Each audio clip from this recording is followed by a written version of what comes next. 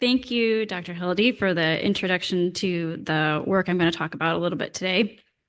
As she mentioned, all of these samples are sort of housed in the COMBINEDBrain biorepository, but we sort of the project I'm going to talk about are samples that we made an exerted attempt to collect over an 8 to 9 month period for this specific project. So this is a project that is a pre-competitive project, and it is across 30 different neurodevelopmental disorders, but obviously includes SYNGAP1 related disorder, and is really meant to be a pilot biomarker discovery project for kids of SYNGAP1 related disorder, as well as other neurodevelopmental disorders, rare monogenetic neurodevelopmental disorders.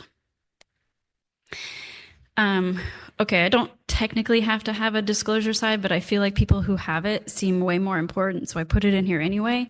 But this is a pre-competitive project from 7 different industry groups, many of which I see faces in the crowd, but Ultragenyx, Roche, Biogen, Mazi, Ionis, Bial, Servier, as well as COMBINEDBrain. And they have been absolutely fantastic partners to work with, and are obviously very interested in the rare disease space, so are great human beings as well. Okay, so this is a slide that I include in probably every talk I've ever given over the last 5 years, but it really just gives people an appreciation for what the drug development process looks like. And people who've talked ahead of me have addressed different components of this along the drug development process. But going left to right, you can see, I won't go into all of it in a lot of detail, but you can see from developing rodent and cell models, which people have just talked about, natural history data, molecular mechanism identification, and then I don't have a pointer, but you can see the identification of patient biomarkers is really critical as in part of the drug development process. So I know that I don't really have to explain what biomarkers are to this crowd, but I will go through it really quickly. So a biomarker, as Dr. Greenspan actually introduced a couple talks ago, is an objective measure which can be used to predict disease status, progression, or even to predict how well an individual will respond to a treatment. It can be mRNAs, it can be epigenetic profiling, it can be proteins, metabolites, microbiota, but then it can also be physiologic, like EEGs that Dr. Greenspan was just looking at. And so when we're thinking about biomarkers, we're thinking about various biofluids as well as these physiologic indicators that may be specific to a particular disorder, or it may be shared with other neurodevelopmental disorders. And so the project that we have been doing for the last 18 months has been really to do a pilot project in blood-based proteins, so doing plasma proteomics across a number of neurodevelopmental disorders. And I would say the 4 primary study aims we had for this project as we designed it was really to start identifying neurodevelopmental disorders with shared plasma proteomic profile, plasma proteins that changed amongst several rare diseases instead of maybe just one. And then in addition to that, also to start looking at plasma proteins that changed to specific disorders like SYNGAP1 related disorder. And then the second aim was really to understand or to start understanding the impact of age and epilepsy on plasma proteins, as well as to understand the impact of different SYNGAP1 variants like SYNGAP1 missense, nonsense, or intronic variants on the plasma proteome. And then lastly was to start looking at how do some of these proteins that might be particularly interesting in the context of SYNGAP1 and correlate those with indicators of disease severity, which I'll talk about in the next slide. So I'm going to put my favorite. So the study design was fairly simple. We aimed to try and collect 20 blood samples from each neurodevelopmental disorder and to have 40 blood samples from aged matched controls. You'll see on the next couple of slides, SYNGAP1 community really came out in a powerful storm, probably because Mike and several people sitting at this table didn't let them not participate. In addition to collecting plasma samples, we also had participants fill out a number of neurodevelopmental assessments. So every caregiver's favorite survey to fill out, the caregiver reported Vineland. And then Dr. Greenspan's Pell's seizure survey. I'm really trying to eat this microphone. Hold on a second. Okay. And then we also had people submit their genetic report, and then we had various pieces of medical history that we collected as well. So we recruited largely through PEGS. PEGS put a call out to their community and said, hey, there's this project. Would you be willing to donate? I have a team of biorepository coordinators that would consent, answer questions for families. And then we had them upload their genetic report, complete the Vineland and their seizure survey. And then we would collect a series of blood tubes and then process those on the spot for plasma. In addition to the phenotypic information that I already just talked about, we collected several pieces of information that we thought would be important for sort of understanding and interpreting changes in plasma proteome. Age, race, gender, medications that they're on, special diets, which is particularly important for communities that have seizure burdens, time of last seizure, last meal, those types of pieces of information. So how did we collect these samples? We collected these samples in a variety of different ways, and we knew that we had to be really flexible based upon the rarity of the condition and the severity of some of the kids from the populations that we were trying to collect from.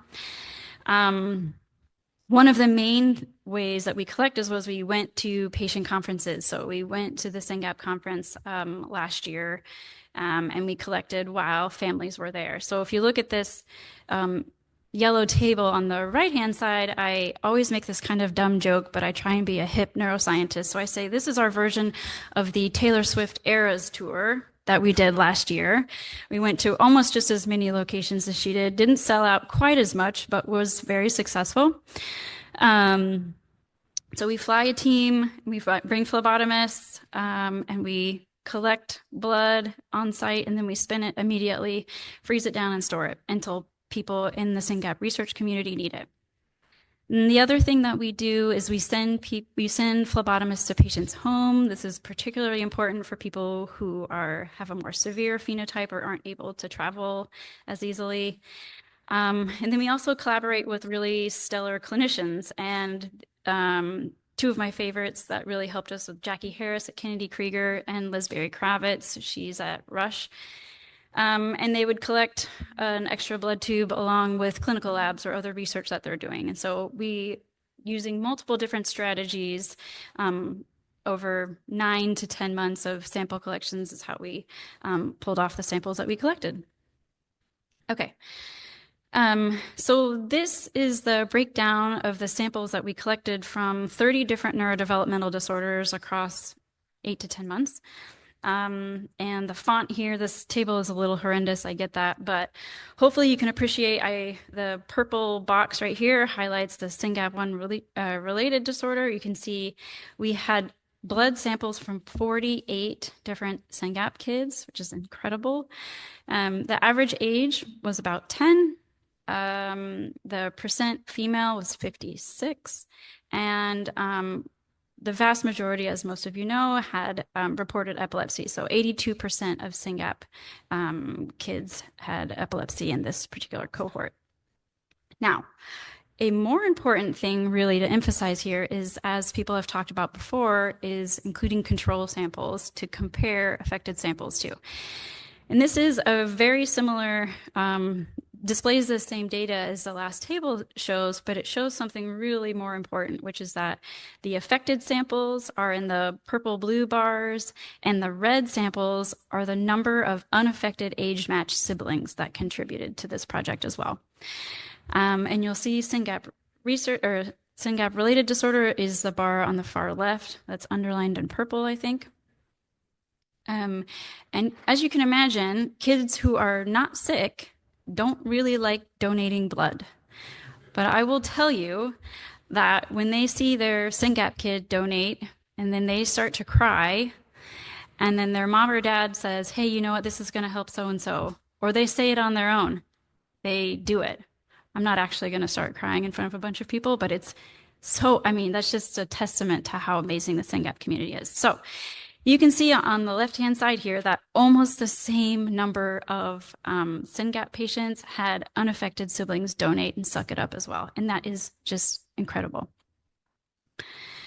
Okay, so when I'm thinking about identifying biomarkers for rare diseases, and in particular in the context of this study that's looking at over 30 different neurodevelopmental disorders, one of the first things I was thinking about is what are proteins that change across all of the disorders that we were looking at with age.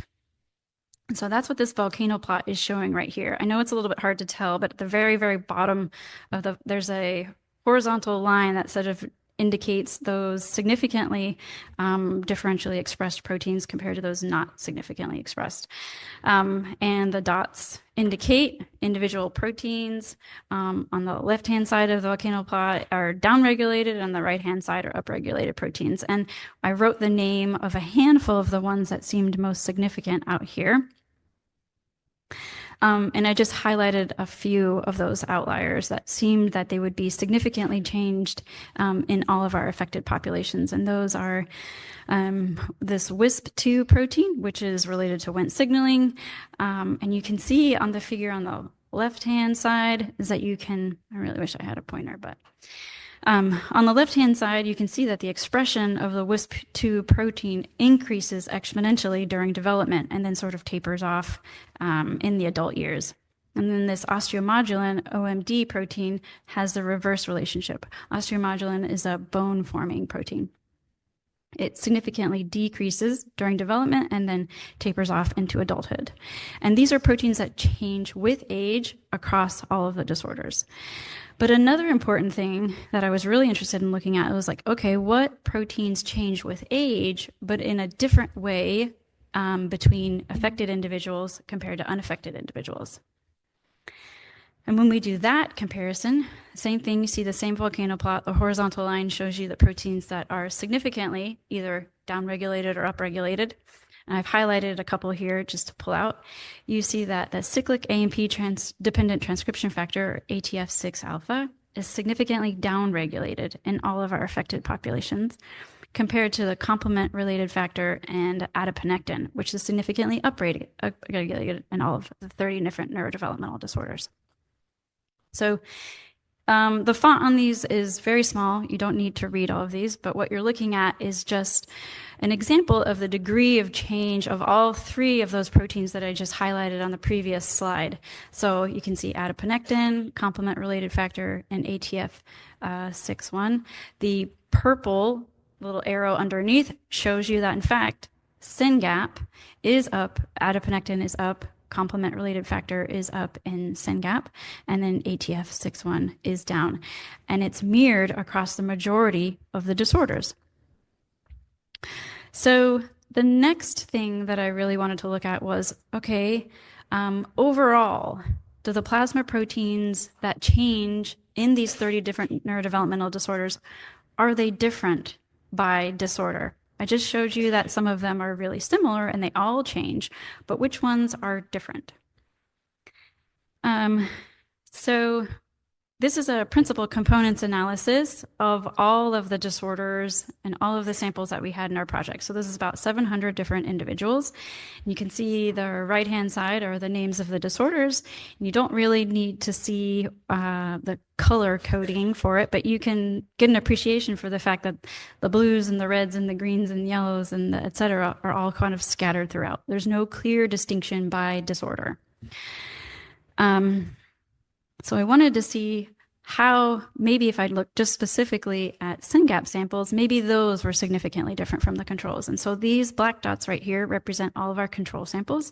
And you can see they're pretty, there's still a great deal of variability across those. And if you overlay the samples with Syngap, you can still see that they kind of follow the same pattern that the control samples followed as well. So not a real clear distinction between the Syngap plasma proteome and the control samples as well.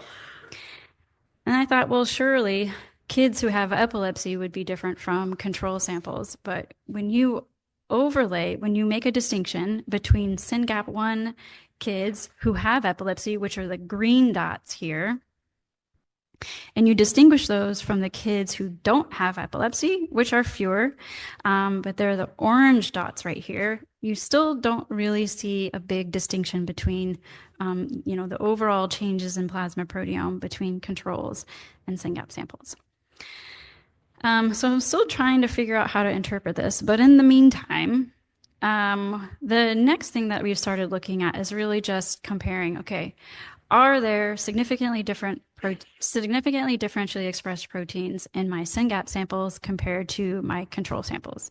Now remember, there are about 48 Syngap samples and there's almost 48 control samples as well.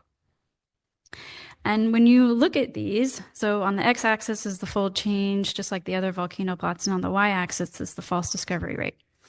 The purple dots are those proteins that are significantly changed in Syngap samples. 46 of those are downregulated and 62 of those are upregulated. And I've labeled a handful of those here that just seem to stand out. And I don't know if you can see the font from where people are sitting. I think I made it pretty small, but hopefully you can see, if you look, there's a couple proteins that really stood out to me in the context of the research that's been being done in the Syngap field. IGF-1, gastric inhibitory polypeptide, PYY, peptide BYY, MORN3, which is one of the main proteins that's been implicated in ciliary dyskinesia. But, this idea of proteins that are downregulated or upregulated seem to be related to cilia function as well as sort of gut peptide regulation. So I wanted to, in fact, just sort of prove to myself that those things were actually changing. So I pulled out individual ones that were significantly differentially expressed, and you can see that plasma VEGF, the gastric inhibitory polypeptide, and plasma PYY are in fact up, modestly so, but are up in the Syngap patients compared to controls. And then interestingly, in Syngap patients, IGF-1 is down compared to aged matched control samples. And so I think this is really cool and is definitely very much the tip of the iceberg for what we're going to be able to do with this data set. But so far, I think the conclusions that I would make is that we've found hundreds of proteins that significantly change across all of our disorders. And so it's really cool to start looking up and looking at sort of shared biomarkers that could be implicated across a handful of our disorders. We found 108 or over 100 plasma samples that are altered specifically in Syngap compared to controls. And it seems like it's really enriched for proteins that are regulating sort of gut peptide hormone regulation, insulin signaling, as well as cilia function.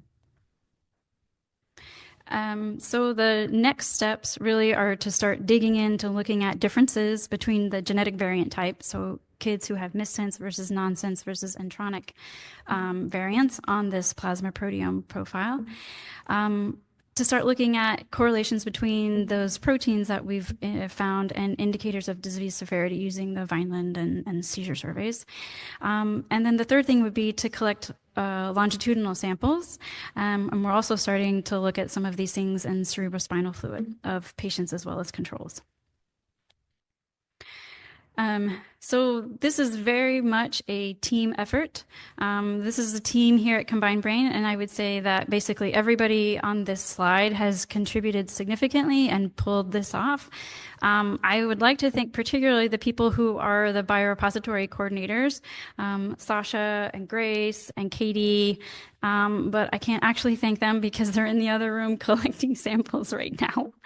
But just if you see them, just make sure I gave them credit. All of the patient advocacy groups, particularly SRF, who has had an astronomical turnout from their community and has made this incredibly successful. And then the industry partners who have been phenomenal to work with and are really hoping to move the needle for biomarker discovery in rare diseases. Okay, that's it. Thank you.